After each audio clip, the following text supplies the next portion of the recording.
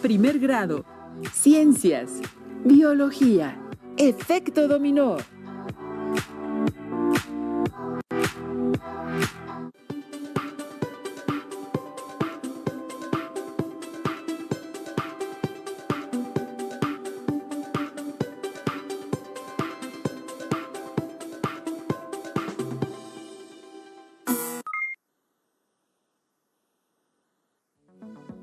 Maestro, ¿tan temprano ayudando a conservar y salvar la biodiversidad de nuestro país? Así es, maestra. Recuerde que pequeñas acciones pueden generar grandes cambios o, en su caso, evitar que sucedan grandes consecuencias. Por ejemplo, la desaparición de ecosistemas completos, como las selvas de México. Tiene toda la razón, maestro, ya que las acciones que hagamos en casa, como la que nos está mostrando, puede generar un impacto positivo o negativo en lugares remotos. Sería una especie de efecto dominó, donde la caída de una ficha puede derribar a muchas otras más. Exactamente. Y de ello hablaremos en esta sesión. Pero antes, les damos la bienvenida a nuestras alumnas y alumnos a su sesión de Ciencias Biología. Les saludamos con mucho gusto su maestro, Juan Carlos Alfonso Vences, y su maestra Jacqueline Carlón Molina. Estamos muy emocionados de compartirles el material que hemos preparado para ustedes en torno al aprendizaje esperado. Representa las transformaciones de la energía en los ecosistemas en función de la fuente primaria y las cadenas tróficas. Considerando este aprendizaje, incluiremos varios conceptos trabajados anteriormente para poder valorar la importancia de evitar alteraciones de las cadenas tróficas, que será nuestro propósito de hoy. Para desarrollar dicho propósito, hemos diseñado varias actividades que presentaremos en esta sesión titulada Efecto Dominó. Antes de iniciar, les sugerimos tener preparados los materiales necesarios para elaborar los apuntes de esta sesión. Si cuentan con su libro de texto, vayan por él e identifiquen la página en la que se encuentra el aprendizaje esperado que abordaremos. ¿Listas? ¿Listos? Asimismo, tengan a la mano su abecedario biológico, porque el día de hoy también conoceremos nuevos conceptos biológicos interesantes. Estén muy atentas y atentos. Anoten sus dudas y reflexiones para que, si tienen la posibilidad, lo compartan con su profesora o profesor y sus compañeros. En cualquier ecosistema, todos los seres vivos están relacionados entre sí por lo que comen. Cada organismo necesita otros para obtener nutrientes necesarios y producir la energía que requieren para realizar desde las funciones más elementales, como el movimiento, hasta la propia reproducción y adaptación a su ambiente. Esto los une en lo que llamamos cadenas alimentarias, y como vieron en sesiones anteriores, en la naturaleza encontramos varias cadenas alimentarias interconectadas y superpuestas, que en su conjunto forman las redes alimentarias. En las sesiones anteriores reconocieron los niveles de las cadenas tróficas. ¿Recuerdan cuáles son? Observen la siguiente imagen. ¿Nos pueden ayudar a complementarla con los nombres de los niveles tróficos? Muy bien.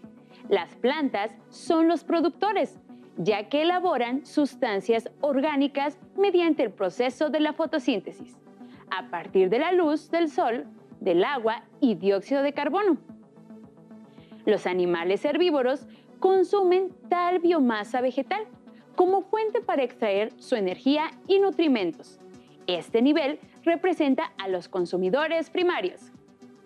Por su parte, los carnívoros se denominan consumidores secundarios cuando se nutren de un herbívoro y consumidores terciarios si se comen a otros carnívoros. Asimismo, la materia orgánica que se desecha en los ecosistemas retorna al suelo, en donde otros seres vivos muy variados trabajan para convertirlos en los nutrientes iniciales y agua que vuelven a absorber las raíces de las plantas. En este caso, se utiliza el nombre de descomponedores para identificar a los organismos de este nivel trófico. Muchas gracias por su ayuda. Hasta aquí parece que todo marcha como un reloj, en perfecta sincronía, cumpliéndose un ciclo de transferencia de materia entre los elementos bióticos y abióticos, el CHONS, es decir, carbono, hidrógeno, oxígeno, nitrógeno, azufre y fósforo, que son los principales bioelementos que nos forman, así como la transferencia de energía que viene desde el astro rey, es decir, el Sol, pasan por las plantas y llegan hasta los organismos desintegradores gracias a la nutrición. ¡Wow! Son muchos conceptos, pero seguro que nuestras alumnas y alumnos ya tienen algunos en su abecedario biológico. Así es, maestro. De ahí la importancia de esta valiosa herramienta. Pero continuemos.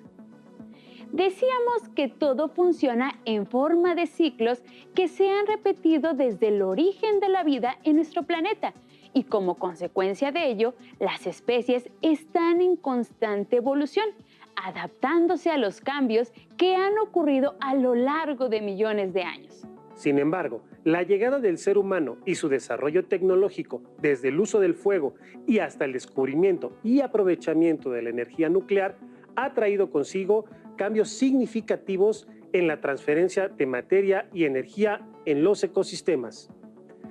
Varias de nuestras actividades han generado destrucción y modificación en los ecosistemas, con lo que se producen cambios drásticos en el entorno, a una velocidad que ha resultado letal para todas las formas de vida y que dificulta el proceso de adaptación de los seres vivos y que requiere de tiempo.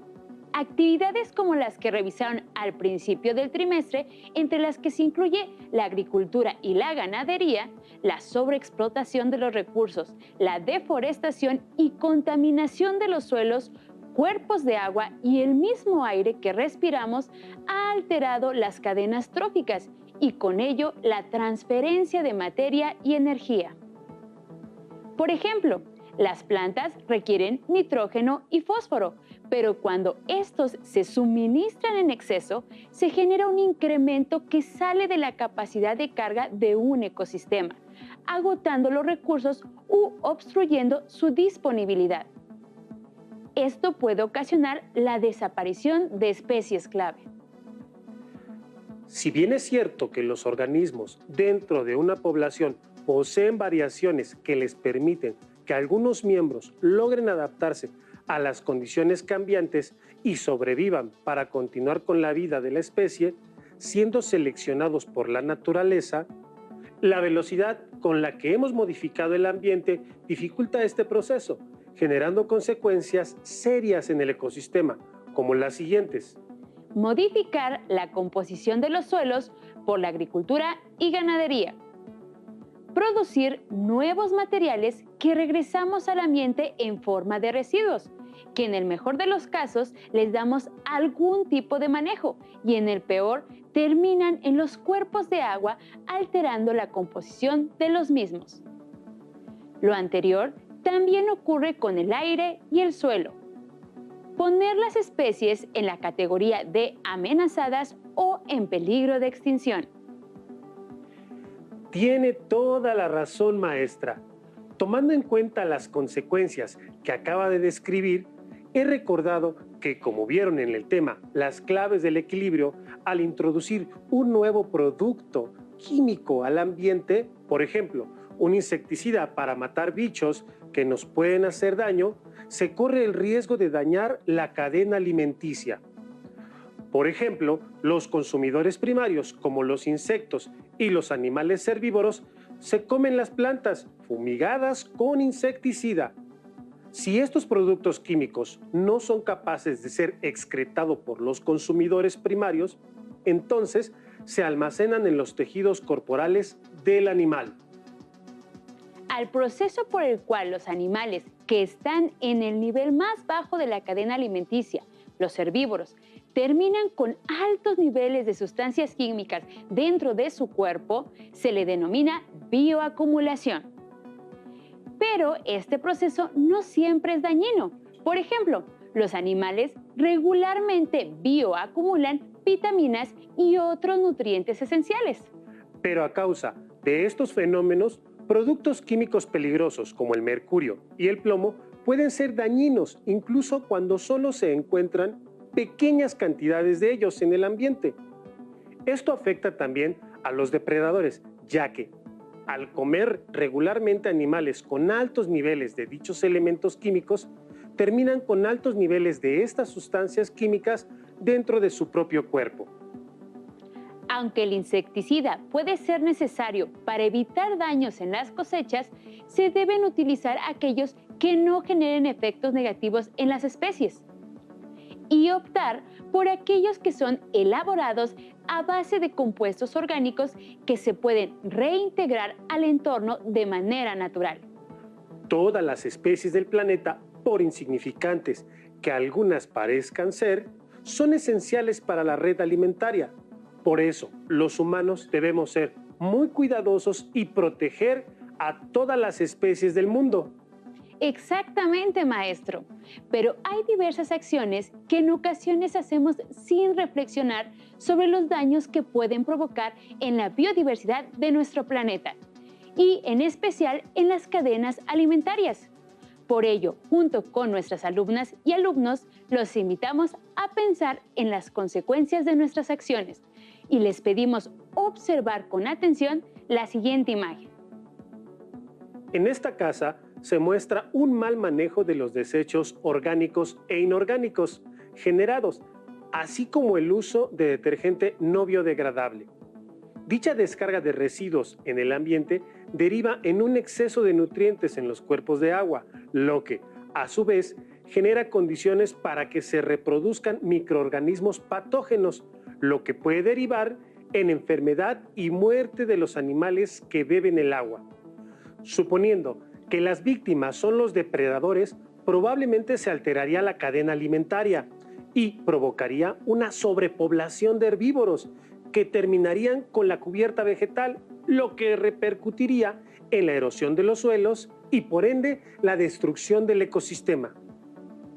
En cambio, si decidimos dar un manejo adecuado a nuestros residuos, separando la basura, reduciendo, reciclando y reutilizando, elaborando compostas y sustituyendo productos químicos de limpieza por otros biodegradables, estaremos contribuyendo a evitar la alteración de los ciclos biogeoquímicos y, por tanto, de las cadenas tróficas. Ahora que hemos identificado el impacto de nuestras acciones, hagamos una valoración de nuestras decisiones. ¿Alguna vez habían pensado dónde terminan los residuos que se generan en sus casas? Hagan conciencia sobre las consecuencias que estos pueden generar. ¿Qué cambios en sus hábitos familiares y personales pueden hacer? No olviden que si un organismo, por más pequeño que éste sea, se extinguiera, las consecuencias podrían reflejarse en toda la red alimentaria, provocando un caos ambiental que dañaría a todas las especies involucradas, incluyéndonos a los seres humanos. Los ecosistemas son increíblemente delicados. Cuando un eslabón de la cadena alimentaria desaparece, las cosas se pueden salir de control y muchos organismos pueden morir. Esto lo podemos representar con el efecto dominó, donde una acción puede desencadenar grandes consecuencias. Un ejemplo claro es el de las nutrias de mar.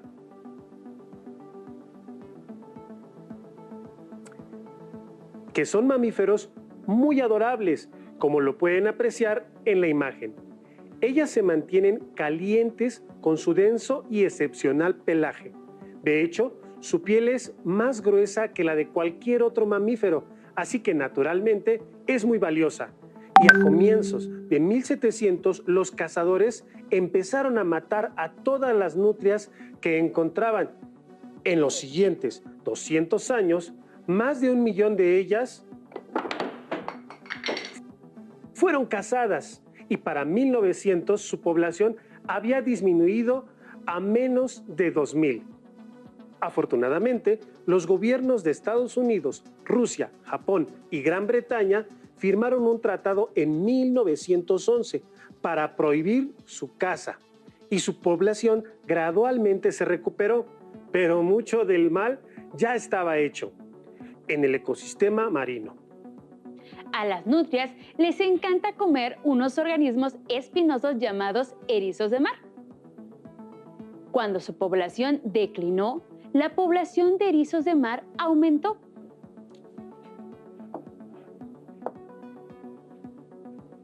Cabe mencionar que los erizos de mar se alimentan principalmente de un tipo de alga marina llamada kelp, que crece en aguas poco profundas, conocidas como bosques de macroalgas. Así que la caza de las nutrias propició enormes áreas áridas en la costa del Pacífico, donde no existiría vida debido a que los erizos se lo comieron todo. Este es un ejemplo de lo que los biólogos llaman efecto cascada, es decir, la extinción de una especie puede contribuir a la extinción de otras con las que se relaciona o interactúan, por lo que probablemente se desencadene una serie de extinciones que empieza justamente cuando un organismo es removido de un ecosistema. Las redes alimenticias más complejas serán menos vulnerables a las cascadas de extinción, porque hay una mayor posibilidad de que otras especies puedan intervenir y amortiguar los efectos de la pérdida de especies. No obstante, la pérdida de biodiversidad puede aumentar la vulnerabilidad de los ecosistemas a la extinción secundaria, ya que una pérdida inicial de esta especie puede conducir a un efecto dominó de nuevas extinciones, promoviendo la generación de cascadas de extinción.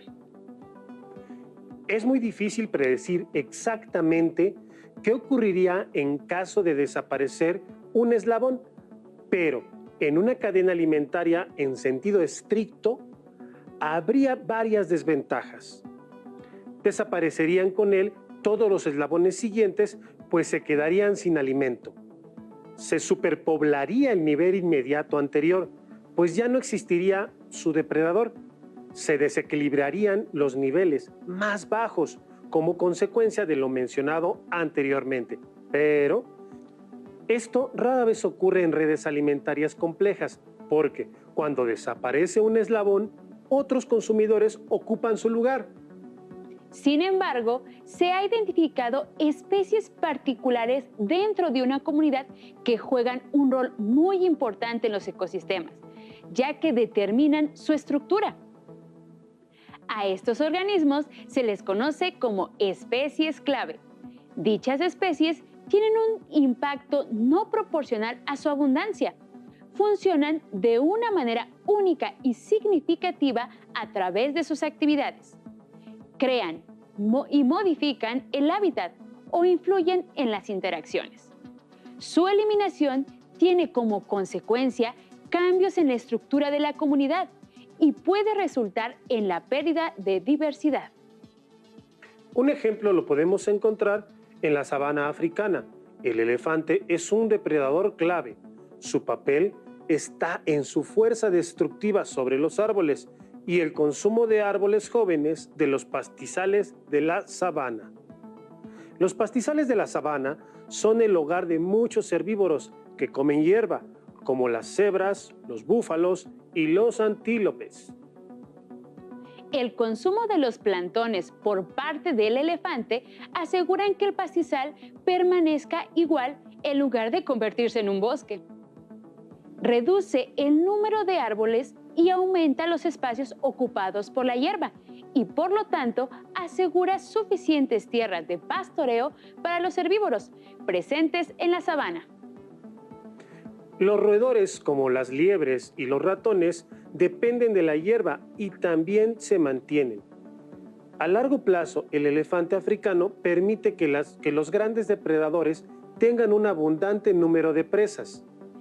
Es difícil identificar experimentalmente las especies clave y algunas se descubren solo después de que se remueven como resultado directo o indirecto de las actividades humanas, cuando el daño está hecho. Por ello, es de suma importancia que protejamos y cuidemos cada uno de los organismos que viven en nuestro planeta, como si representaran una especie clave.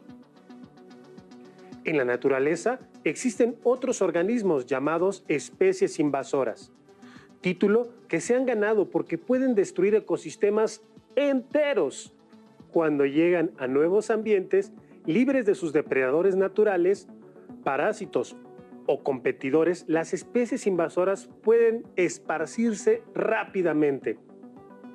Estas especies pueden entrar a los ecosistemas de muchas formas y en general se involucra al humano.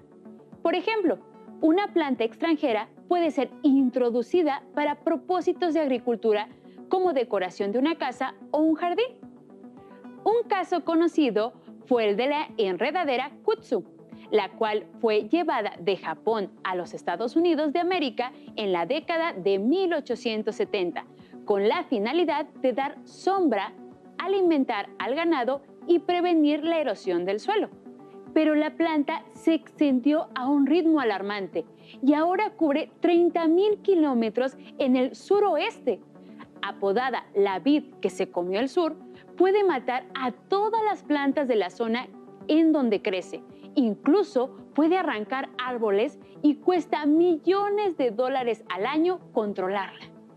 Otro ejemplo de especie invasora son unos organismos parecidos a las almejas llamadas mejillones cebra, que son nativas de Rusia. Entraron a los grandes lagos a través de los barcos oceánicos. Desde entonces se han esparcido por todos lados, generalmente creciendo en colonias tan grandes que bloquean la entrada de los ductos de las plantas de energía y las fábricas. En algunas áreas del lago Erie se pueden encontrar 30,000 mejillones cebra por metro cuadrado. Para proteger los valiosos ecosistemas, varias agencias gubernamentales están monitoreando constantemente las especies invasoras. Maestro Juan Carlos, todos los ejemplos que hemos escuchado hoy son muy interesantes y nos deben invitar a reflexionar sobre nuestras acciones, de tal manera que, junto con todas y todos nuestros estudiantes, pongamos en marcha proyectos de cuidado ambiental y cambiemos nuestros hábitos por unos que contemplen evitar las alteraciones a las cadenas alimentarias y favorezcan el equilibrio ecológico de los ecosistemas. Cierto. Usted nos ha dado un excelente ejemplo al inicio de cómo podemos poner nuestro granito de arena en el cuidado de la biodiversidad y evitar la alteración de las cadenas tróficas. ¿Nos podría enseñar cómo elaborar el lavatrastes casero?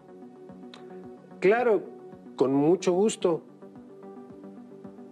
Entonces, ¿qué les parece si lo presentamos como nuestro reto de hoy?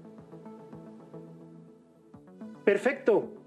Un producto que usamos con frecuencia en casa son los líquidos y detergentes para lavar los trastos. Pero podemos sustituir esta fuente de fosfatos que alteran el ambiente si usamos esta alternativa. Miren, con agua, bicarbonato de sodio y mostaza en polvo, gracias maestra, y mostaza en polvo, podemos elaborar un desengrasante para lavar nuestros trastos. Así evitamos generar residuos químicos y sólidos al mismo tiempo, pues las botellas de plástico que contienen a los lavatrastos pueden tardar más de 400 años en descomponerse. Miren, este que estaba haciendo al principio es el como queda al final, pero yo les voy a mostrar cómo hacerlo. Ustedes pueden hacer la cantidad que quieran, ¿sale? Vamos a utilizar este recipiente en el que vamos a poner 2 partes de bicarbonato de sodio. Ya les digo yo, pueden utilizar las tazas medidoras que tengan en casa, cucharadas, ¿sí? Pero siempre en esta proporción, alumnas y alumnos. 1, 2. 2 partes de bicarbonato. ¿Te lo paso, maestra? Sí, claro. 1 parte de mostaza en polvo. Y dicho sea de paso, no genera olores, así que no se preocupen. Ahí está. Listo. Tenemos 2 partes de bicarbonato, una parte de mostaza y... Ay, maestra, préstamela otra vez. Adelante. Y 2 partes de agua.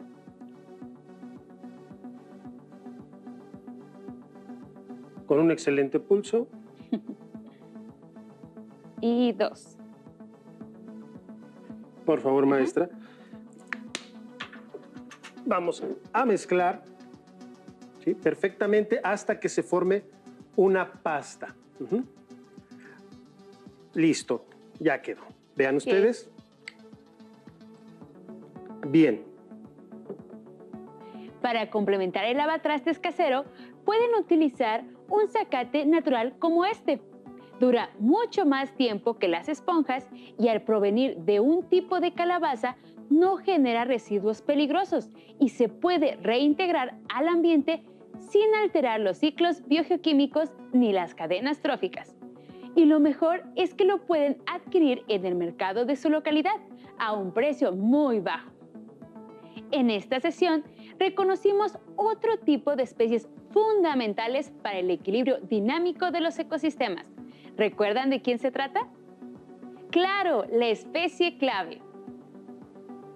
Recuerden que estos conceptos deben definirse y ser parte de su acervo de palabras para su abecedario biológico que pueden implementar para ampliar su vocabulario científico. Fue un gusto trabajar con ustedes y esperamos que hayan disfrutado de esta sesión tanto como nosotros. Yo soy el profesor Juan Carlos Alfonso Vences. Y yo, la profesora Jacqueline Carrón Molina.